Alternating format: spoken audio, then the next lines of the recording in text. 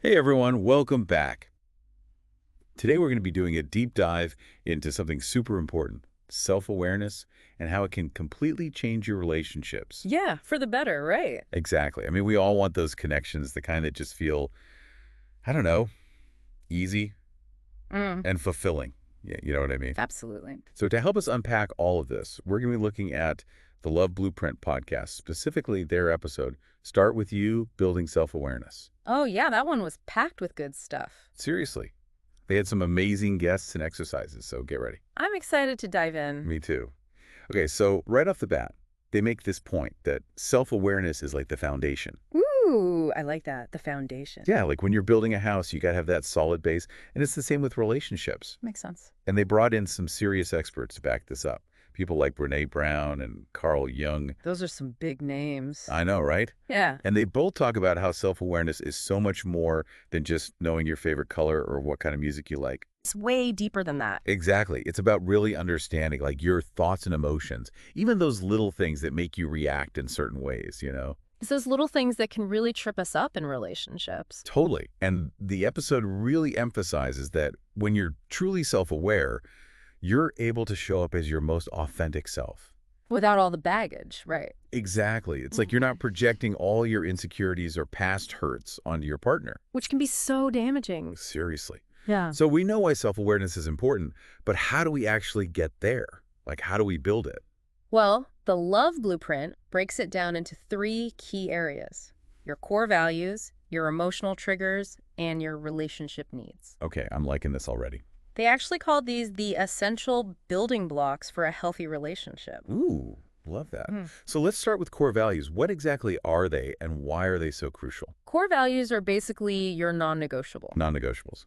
Yeah, like those guiding principles, those things that are at the very core of who you are and what you stand for. Things like honesty, respect, loyalty, adventure, creativity, stuff like that. Got it. So they're kind of like your internal Yeah. guiding your decisions and actions. Exactly.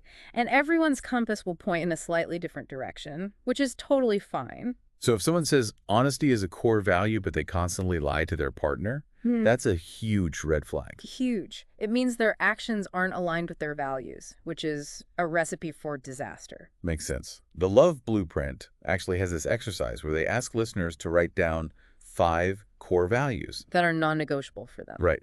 And here's where it gets interesting. They don't just stop there. They challenge you to ask yourself, do my actions actually align with these values? Ooh, that's a good one. Right. It's one thing to say we value something, but it's a whole other thing to actually live by it. Totally. And we all fall short sometimes, but that's part of the process. Yeah, it's all about recognizing those inconsistencies and trying to close that gap between what we say we believe and how we actually act. So important. So we've talked about core values. Now, what about those emotional triggers we mentioned earlier?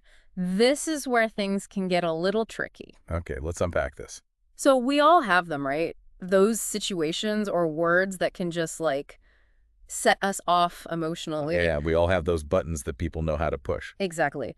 The Love Blueprint uses this example of someone who had a parent that was constantly criticizing them growing up. Ooh, I can relate to that. And because of that experience, even just a tiny bit of feedback from their partner, like something really small, can trigger a huge emotional reaction, like defensiveness or anger, way out of proportion to the situation. Yeah, that can definitely lead to some major misunderstandings and conflicts. Absolutely. But the key takeaway here is that it's not about avoiding triggers altogether because, let's be real, that's impossible. You're going to encounter those situations no matter what. Right. It's about understanding why we react the way we do and then finding healthier ways to cope.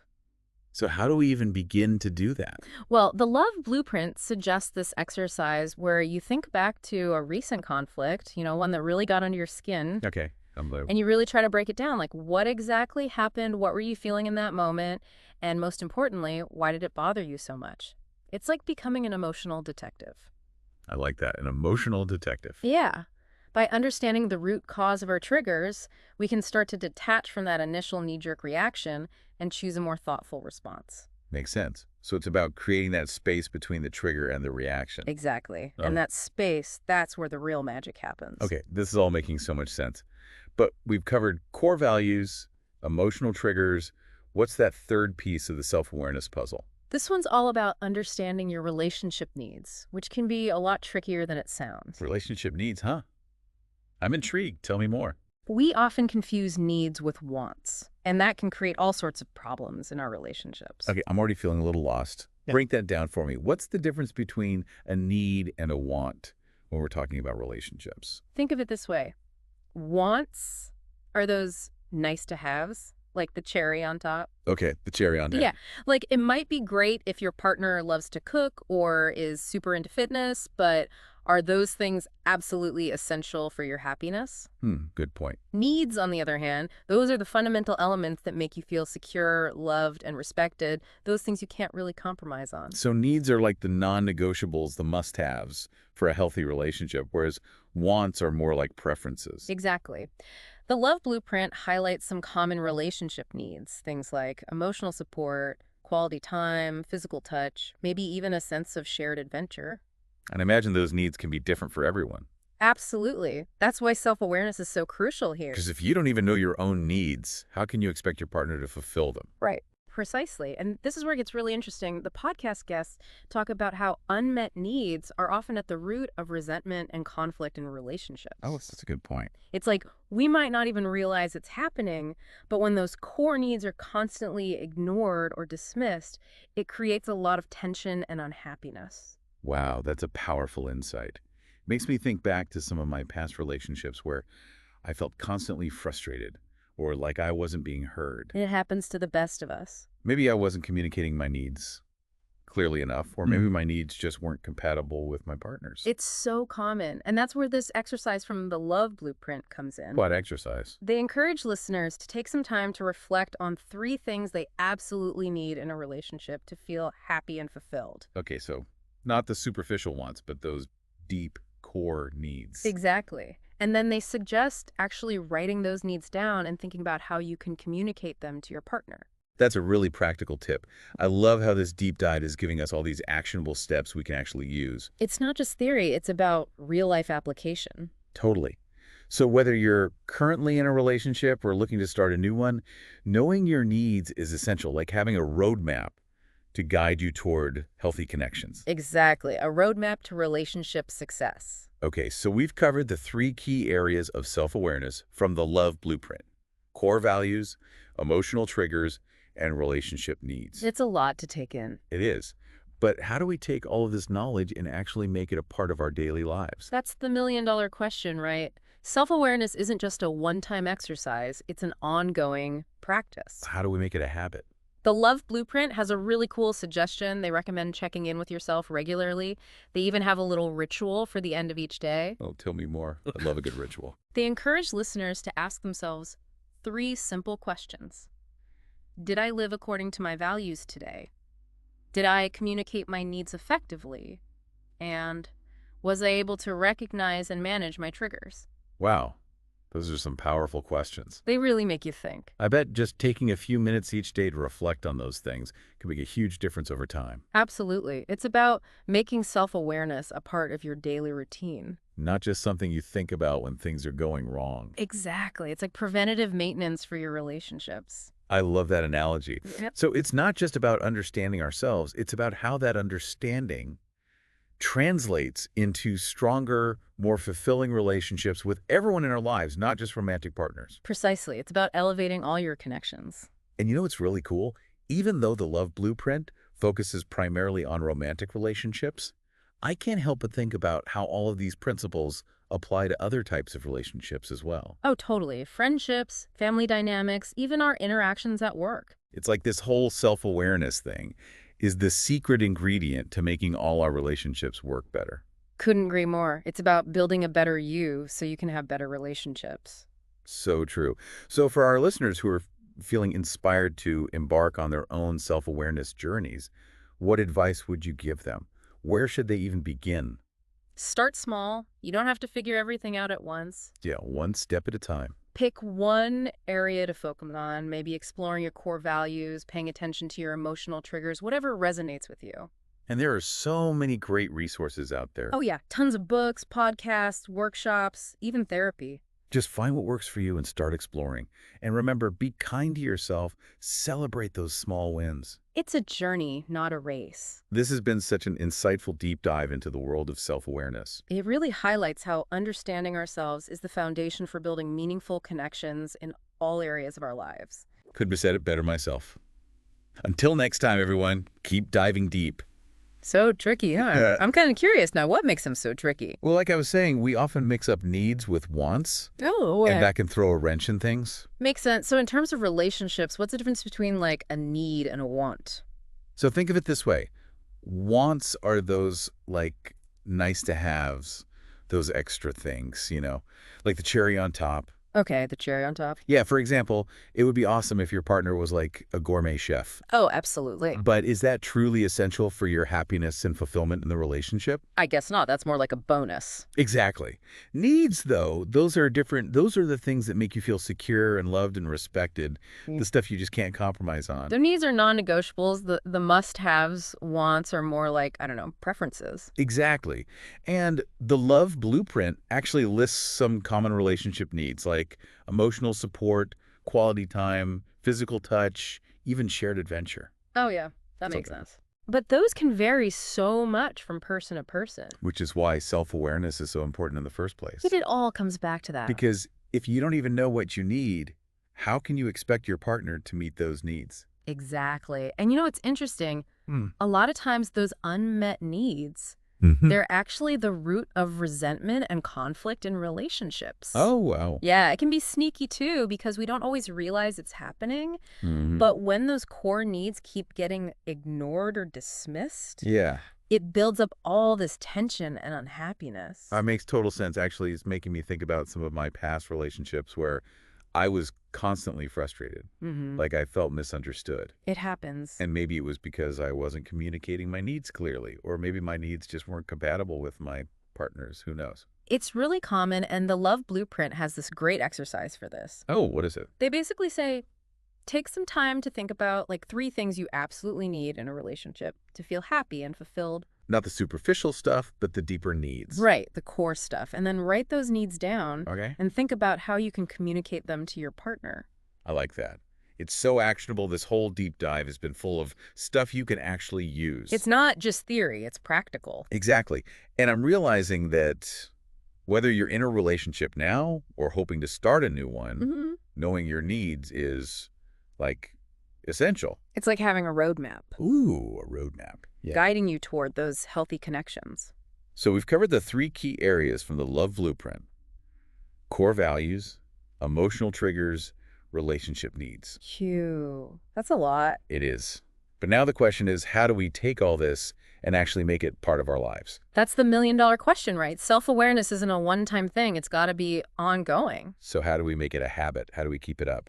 The Love Blueprint has a pretty cool suggestion. They say, check in with yourself regularly. Okay. Like they even have this little ritual for the end of each day. Ooh, a ritual. I love it. Tell me more. They tell listeners to ask themselves 3 questions. Okay. Did I live according to my values today?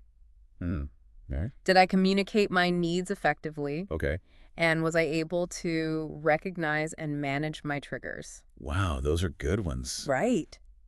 They really make you stop and think. Yeah, I bet if you take a few minutes each day to think about those, it could make a huge difference. It's all about making self-awareness a part of your daily life. Not just something you pull out when things are going wrong. It's like preventative maintenance for your relationships. Oh, I like that. Preventative maintenance. It's about making sure things are running smoothly.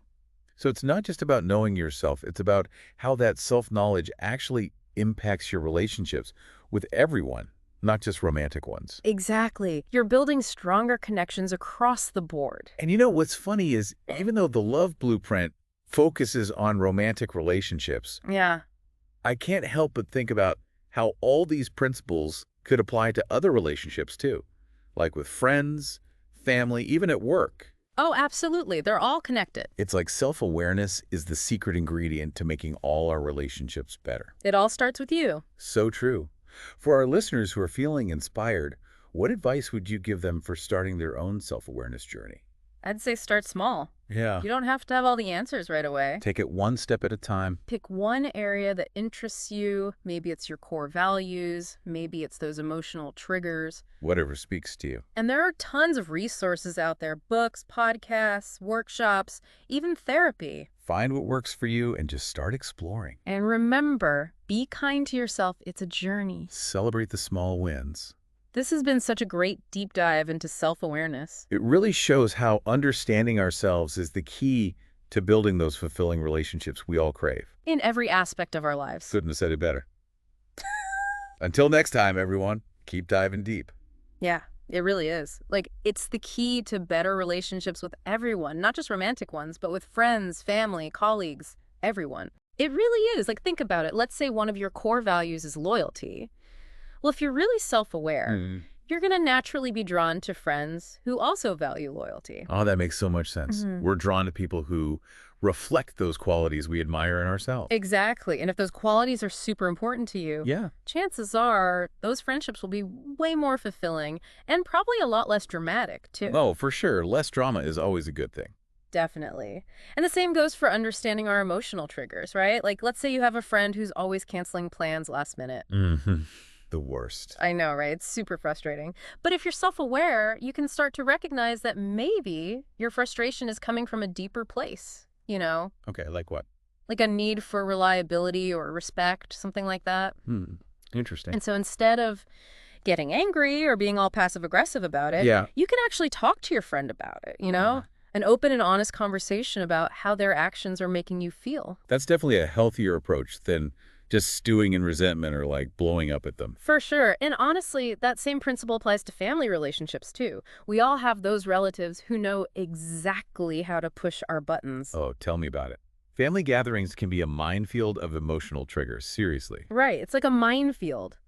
But self-awareness, it gives you this power to choose how you respond. Instead of just reacting automatically. Exactly. You can take a step back, see what's triggering you, and then decide how you want to deal with it, you know? Or even if you want to disengage altogether. Yeah, sometimes that's the best option. It really is. It's all about having that awareness and that choice. This is making me realize how much control we actually have over our own experiences, even when things feel really tough. That's the best part. Self-awareness is empowering. It really is. It's not about being perfect. It's about having the tools to handle whatever life throws at you, you know? Yeah, totally. And I'm also thinking about how all of this applies to work relationships, too. Being self-aware can make you a better colleague, a better communicator, even a better leader. Oh, absolutely. Like, imagine you're in a team meeting and your boss gives you some constructive criticism. And if you're not self-aware, you might immediately get defensive and shut down. Oh, I've definitely been there. Not a good look. But if you are self-aware, you can recognize that maybe your reaction is being triggered by a fear of failure. Oh, yeah. Or maybe a need for approval. And that awareness, it allows you to take a breath, process the feedback, and then respond in a way that's more professional and productive. That's such a good point. It's like self-awareness helps you navigate those tricky situations with more grace and composure. Exactly. So it really does seem like self-awareness is this superpower for building better relationships in all areas of our lives. It all comes back to that quote from the Love Blueprint. They said, "This work isn't just for a healthy relationship, it's for a healthy you." So for our listeners who are ready to start their own self-awareness journeys, what's one piece of advice you'd give them? Like, where do they even begin? Start small. You don't have to figure everything out at once. Keep it simple. Yeah. Choose one area to focus on, maybe explore your core values or pay attention to your emotional triggers, whatever feels right. And there are so many resources out there to help. Tons of books, podcasts, workshops, even therapy. Just find what works for you and start exploring. Yeah. And don't forget to be patient with yourself. It's a journey, not a race. And celebrate those small wins along the way. Well, this has been an amazing deep dive into the world of self-awareness. It's been really eye-opening. It really has, and it's so clear that understanding ourselves is the foundation for building those fulfilling and meaningful relationships we all want in every aspect of our lives. Absolutely. So until next time, everyone, keep diving deep.